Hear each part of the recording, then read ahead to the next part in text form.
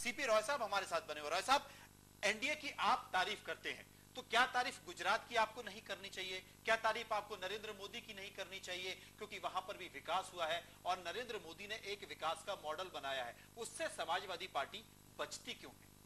हमें और हमारे नेता को गलत तरीके से कोट न किया जाए। हमने एनडीए की तारीफ नहीं किया, हमने खाली एक रेफरेंस में, एक संदर्भ बस ये कह दिया कि ये सरकार बहुत ज्यादा घोटालों की सरकार साबित हुई है। कम से कम इससे कम घोटाले उस सरकार में हुए थे। हमने उसमें किसी की तारीफ नहीं किया है जी। हमने खाली दोनों के अंदर एक तुलना किया है कि ये सरकार टोटल घोटाले एक के बाद एक निकलते चले जा रहे हैं। इसमें किसी गलत दृष्टि से देखने की जरूरत नहीं है। मुलायम सिंह यादव जी की और समाजवादी पार्टी की दृष्टि बिल्कुल साफ है। हमारा बीजेपी के साथ कोई समझौता नहीं। आडवाणी जी के बारे में उन्होंने कुछ कहा जरूर, लेकिन उस आडवाणी जी को जिन्होंने बाबरी मस्जिद गिराई थी, उनके साथ हमारा हाथ नहीं मिल सकता जी। उनको हम माफ नहीं कर सकते। वो हमारे लिए एक बड़ा इशू है। इस देश को एक जिन्होंने दर्द दिया है, उस दर्द को यह देश भूल नहीं सकता है जी। राय साहब, आप बिल्कुल सही कि भारतीय जनता पार्टी के साथ समाजवादी पार्टी कभी नहीं आ सकती, ये साफ तौर पर कह दिया गया है। लेकिन ऐसी सरकार पर आरोप लगाए जा रहे हैं यूपीए पर, जिसमें ये बार बार कहा जा रहा है कि घोटाले की सरकार है, लेकिन उसके बावजूद भी जब भी सरकार मुश्किल में होती है, समर्थन में और सपोर्ट में आप खड़े दिखाई देते हैं। ये मित्र, ये देश का सवाल है, क्योंकि जब अगर चुनाव तुरंत करा दिए जाए तो परिणाम क्या निकलेंगे वो जनता के हाथ में है। पूरे देश की परिणाम क्या निकलेंगे। संयुक्त सरकारों का दौर है। इस देश पर लाखों करोड़ रुपए का बोझ नहीं डाला जा सकता। एक जिम्मेदारी का सवाल है। हम कांग्रेस पार्टी के सरकार में शामिल नहीं यूपीए में, हम उसको गुण और दोष के आधार पर समर्थन कर रहे हैं। जब देश का सवाल आता है तो हमारे नेता और हमारी पार्टी उसको समर्थन करते हैं, लेकिन जहां उसकी बुराइयां सामने आती है वहां हमारी पार्टी पूरे डट के उनके खिलाफ खड़ी हो जाती है और उसका विरोध करती है और उनको झुकाने की कोशिश करती है, सही रास्ते पर लाने की कोशिश करती है। इसलिए हमको अंडरस्टैंड न किया जाए। हमारी अपनी नीतियां हैं, हमारी समाजवादी नीतियां हैं, गांधी लोहिया जयप्रकाश की नीतियां हैं, हमारा अपना घोषणा पत्र है।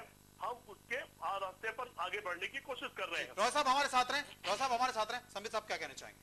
रॉय साहब, आपको नमस्कार। मैं बीजेपी से हूं और आपको बता दूं कि नेताजी का हम सब बहुत आदर करते हैं, क्योंकि जिस प्रकार से उन्होंने हमारे पैट्रियार्च एल.के. आडवाणी जी के लिए और अटल बिहारी वाजपेयी जी के लिए अच्छे शब्दों का इस्तेमाल किया, ये बहुत बड़ी बात है। तो एक बिंदु में शब्दों का इस्तेमाल करिए। हम आपसे उम्मीद करेंगे कि आप भी मुलायम सिंह जी के बारे में अखिलेश, मैंने कहा, हमने कहा कि नेताजी को बहुत आदर करते हैं हम, मगर दो एक बिंदु में रखना चाहूंगा कि कल किसी नेशनल चैनल में अखिलेश जी ने इंटरव्यू के समय कहा था कि हो सकता है बहुत जल्द हम इस सरकार से समर्थन खींच लें, अक्टूबर तक तो इलेक्शन हो ही जाएगा, हो सकता उससे पहले भी इलेक्शन हो जाए। ऐसा पूरे देश ने उनके एक इंटरव्यू में देखा है, कल ही देखा है। और मित्र राजनीति संभावनाओं का खेल है। जी बिल्कुल बिल्कुल। मैं दो तीन बिंदु रख दूं आ सकती हैं जी, दो तीन बिंदु में रख दूं राय साहब। दूसरा महत्वपूर्ण पहलू यह है, परिस्थितियां ऐसी दिखलाई पड़ेगी तो देश के हित में कोई और निर्णय भी किए जा सकते हैं। नहीं, आपने अभी कहा था ना कि हम अभी देश तैयार नहीं है इलेक्शन के लिए, इसलिए हम खींचना नहीं चाहते हैं। इसलिए मैं याद दिला रहा था कि चीफ मिनिस्टर जो मुख्यमंत्री हैं उत्तर प्रदेश का, उनका कुछ और कहना था। बाकी दूसरा एक महत्वपूर्ण बिंदु, टकटकी लगाए बैठे हुए हैं, ये सरकार गिरा दीजिए, आपका नंबर आए। हम वो अवसर नहीं आने देना चाहते। लेकिन राव साहब, जब भी इस तरह के बयान आएंगे, जो पार्टियां विपक्ष में बैठी हुई हैं वो तो इसी तैयारी में है कि किस तरीके से सरकार गिरे और फिर उसके बाद अपनी सरकार बनाई जाए। बाबा साहब, संकेत समाजवादी पार्टी के ठीक नहीं है आपके लिए? हम अपनी तैयारी में है कि दिल्ली में बैठकर हम समाजवादी नीतियों के आधार पर सरकार बनाए। राष्ट्रीय स्तर के मुद्दे पर हम समर्थन करेंगे, लेकिन उनकी बुराई पर हम बुराई भी करते हैं। तो उसमें मतलब मुलायम सिंह जी अच्छे परिपक्व नेता है, यदि हमारी बुराई है तो वो बुराई का उजागर करते हैं, उसमें तो मत नहीं है। लेकिन राष्ट्रीय परिप्रेक्ष्य में धर्मनिरपेक्ष को, यूपीए को ही वो समर्थन देंगे, भारतीय जनता पार्टी को कभी नहीं दे सकते, क्योंकि यूपी के चुनाव में भी उनको मुसलमान को साथ रखना है। तो क्या आप ये मानते हैं, क्या महावत साहब, क्या आप ये मानते हैं कि कुछ भी हो जाए धर्मनिरपेक्षता के नाम पर कांग्रेस के साथ वो हमेशा खड़े रहेंगे? शायद एक यही मजबूरी है कि मुलायम सिंह यादव अपना अलग मोर्चा बनाने की कोशिश कर रहे हैं, क्योंकि कब तक वो आपकी सरकार को, कांग्रेस को झेलेंगे, जिसे वो कहते हैं कि घोटाले की सरकार। नहीं, गुण और दोष पर उन्होंने कहा, मैं सीपी राय जी से बात कर, उन्होंने कहा जो गुण और दोष के आधार पर हम उनको समर्थन देते हैं, मैं मानता हूं। उन्होंने कहा है जो धर्मनिरपेक्ष की हम राष्ट्रीय स्तर की मुद्दा जो होता है तो राष्ट्र में चुनाव जल्दी नहीं चाहते हैं, उसका भी मैं समर्थन करता हूं। लेकिन मुलायम सिंह ऐसा काम नहीं करेंगे जिससे देश का नुकसान हो। मैं चाहूंगा कि एक दोष गिनाया जाए पूरे प्रकरण में, जिससे कि समर्थन वापस लिया गया हो या ऑलमोस्ट लिया गया हो। सारे तो गुण ही गुण हैं, दोस्त नजर ही नहीं आ रहे हैं कहीं पे। जी मावल साहब, मुझे तो लगता है जो कि विरोधी को तो कहना ही है, लेकिन मैं पीछे नहीं जाना चाहता हूं। यदि करप्शन की बात है, ताबूत कांड इन्हीं के समय में हुआ था, जो कांड हुआ था, तो मैं समझता हूं करप्शन अलग है, लेकिन करप्शन अलग नहीं है, करप्शन अलग नहीं है महाबल साहब, करप्शन ही मुख्य मुद्दा है। करप्शन पर ही 2014 का चुनाव लड़ा जाएगा।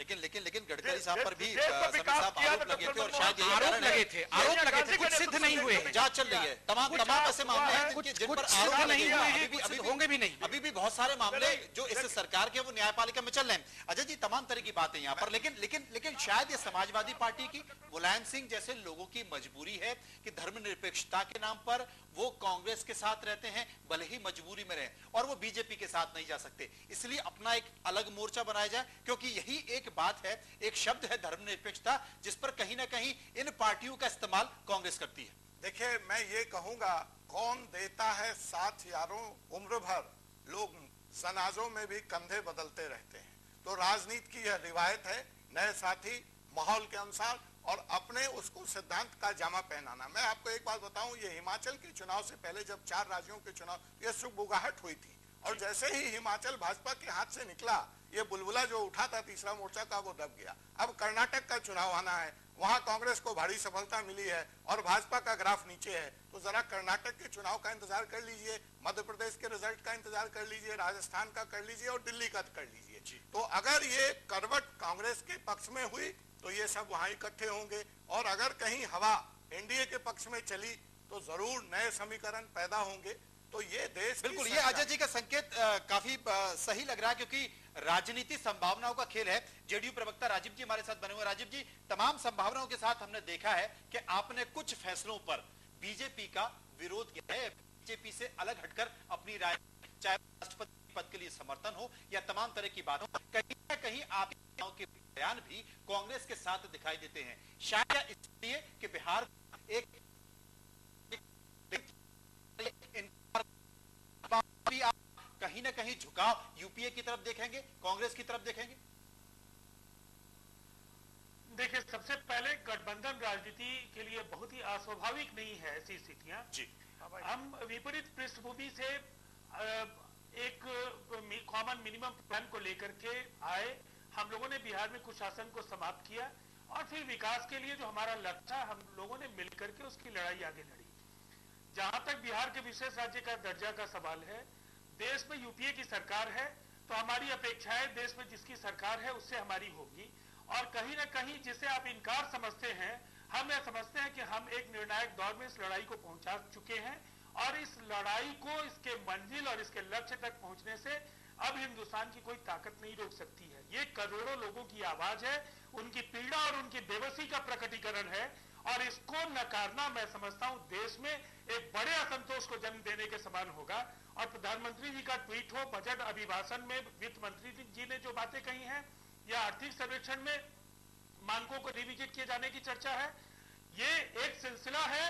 और अब हम ये उम्मीद करते हैं कि जल्द से जल्द कमेटी बनाइए, मानकों को रिविजिट किए जाने के संबंध में अगर आपने संकेत दिए हैं तो उनको लक्ष्य तक पहुंचाइए। हम आश्वासनों के आधार पर आपके साथ कोई रिश्ता बनाने के लिए तैयार नहीं। बिल्कुल, लेकिन 2014 को लेकर जेडीयू के जिस तरीके से बयान आ रहे हैं, कहीं ना कहीं 2014 के लोकसभा चुनाव को लेकर संकेत भी वहां पर दिखाई देते हैं। रुकेंगे यहां पर कुछ पलों के लिए, वापस आएंगे तो चर्चा करेंगे इसी मुद्दे पर कि 2014 का चुनाव क्या छोटी पार्टियों की सरकार के रूप में देखा जाए या सरकार